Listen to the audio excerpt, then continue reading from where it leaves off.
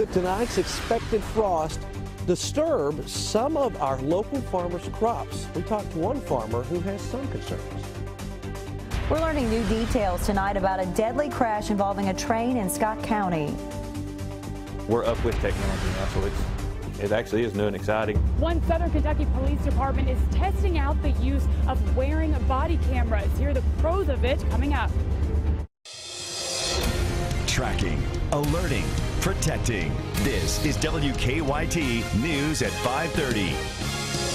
Good evening to you. The sunshine is a welcome sight, but the cooler than normal temperatures are still lingering here in the bluegrass, and many parts of Kentucky could drop to below freezing overnight. Chief Meteorologist Chris Bailey joins us now, and he's tracking those frost chances and some rain chances for the weekend. Hey, Chris. Yeah, it's a busy period, guys. We've had green thumbs on alert now for the past several days for the possibility of frosty conditions. Had that this morning.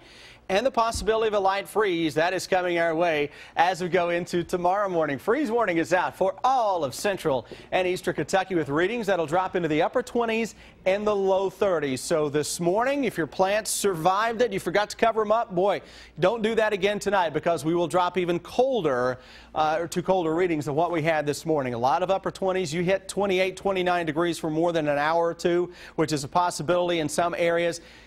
Plants will say hasta la vista. Temperatures tomorrow will be a little warmer than what we have right now. Upper 50s, as good as it gets. Now, if you're out and about this evening, that forecast is for a quick drop in temperatures. Close to 40 degrees already by 11 o'clock under a mainly clear sky. Light first alert defender, nothing showing up as of now. So it's Mr. Freeze returning to the state tonight. Then we focus our attention on a stormy start to the weekend. I've got rounds of storms that may show up as early as Friday night, but we'll focus on the potential for severe thunderstorms that come your way on Saturday.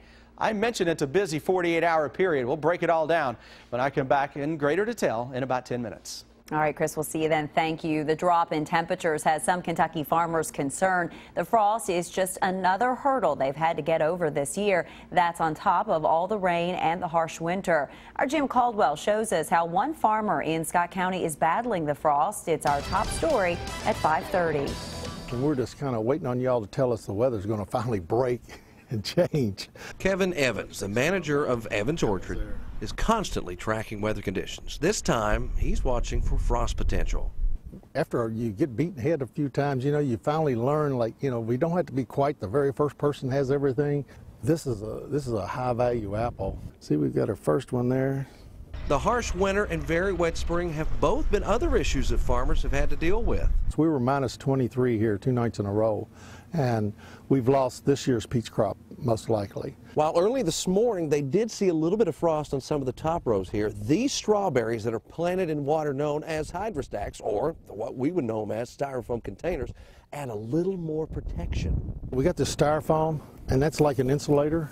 So, you know, and it sits down in there a little bit. You know, the other plants, you know, the strawberry plants, the base of the plant is down in, so it gets a lot of protection right there. We are only 2 inches away from becoming the wettest April on record, which is another concern for this farmer, the oversaturation of the soil. I mean, we plowed our ground, had it really loose, and we've had so much rain, it's beat it so down and got it tight again that we're going to have to go in and chisel plow just to kind of break it back up and get some life back in it. And all of the farmers are hoping for a solid break soon. In Scott County, I'm WKYT meteorologist Jim Caldwell. Evans tells us that he prefers the light frost over the heavy rounds of rain. A fire forced a bus full of Kentucky students to evacuate this morning. Check out this video from a CBS station in Pittsburgh.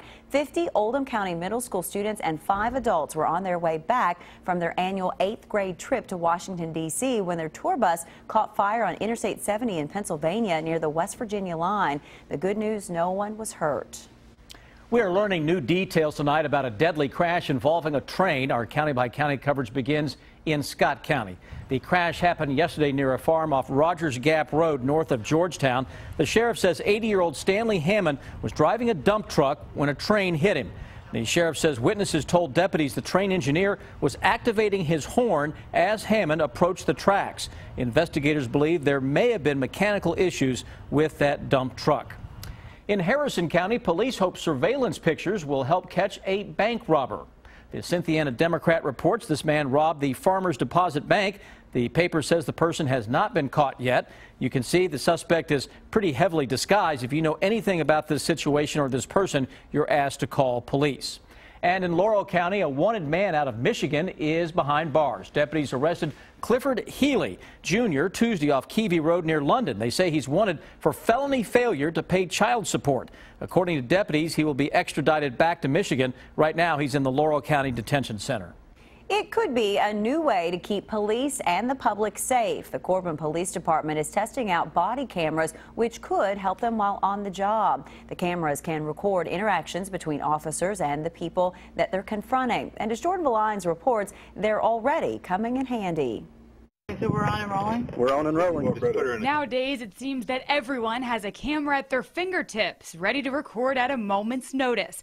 So it seems only natural that law enforcement would follow suit. We're up with technology now, so it actually is new and exciting. By suiting up with a clip-on camera. The reason why we're doing it is for transparency. There's no turning it off. Once you get on the call, it's on until it's the end of the call. Now the cameras run about $400 a piece. Each of them have around 16 gigabytes of memory, which is enough to cover an officer's entire shift for one day. Officers at the Corbin Police Department have been conducting a trial run with the cameras for a month now, and the cameras have already helped clear up a case of he said, she said. A female complaining officer touched her in a region that she shouldn't have been touched.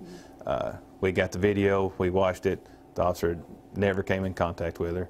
And the lady actually come down 3 days later and apologized. At the end of each shift, the officers upload the video to their computers, but that's not a permanent fix. The main expense we're having is just, keeping the data. You have to keep the data so long by Kentucky law. But when it comes to these cameras, Major Jones says the good outweighs the bad. It seems like a win-win so far. So keep in mind that whether these officers are on traffic stops or responding to calls, there's one thing you can certainly count on.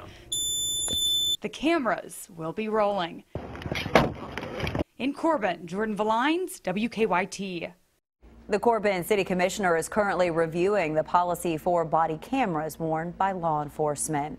The Kentucky Air National Guard is getting ready to send more than 40 soldiers overseas. The soldiers are deploying to the Persian Gulf region to assist Afghan security forces. Troops are scheduled to leave Louisville tomorrow. The airmen are replacing soldiers who deployed in February. They're expected to return in July. Many of us have probably taken those phone calls around dinner time, someone asking for support of a police or fire department. Linda of Harrodsburg has our good question tonight.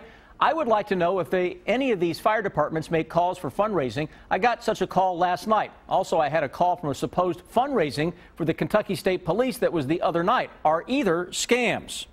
I contacted the Better Business Bureau. They say they take quite a few phone calls from people wondering if these police and fire calls are legitimate. The BBB says that there are police and firefighter groups that raise money for causes related to their members, but most of them are not totally nonprofit. So if you donate, many times your donation is not tax deductible, so ask them.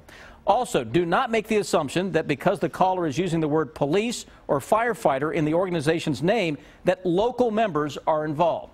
So some other tips. Ask for specifics about the programs your donation will support. Ask for written materials. Ask for the group's finances and find out how much of your gift is actually being used for fundraising costs. And a big red flag, don't believe your donation will mean special treatment from police or fire departments. That is illegal. Bottom line, ask a lot of questions. If you have a good question, go to WKYT.com. Some relief for shoppers. Prices at the grocery store are dropping. Coming up, how one Lexington business is cashing in on the lower prices.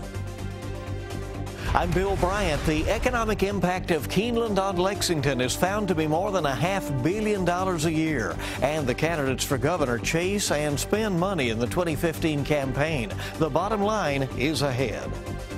I'm Sam Smith in Lexington. Now, coming up at 6, we answer your questions about the DUI case involving Rand Paul's son.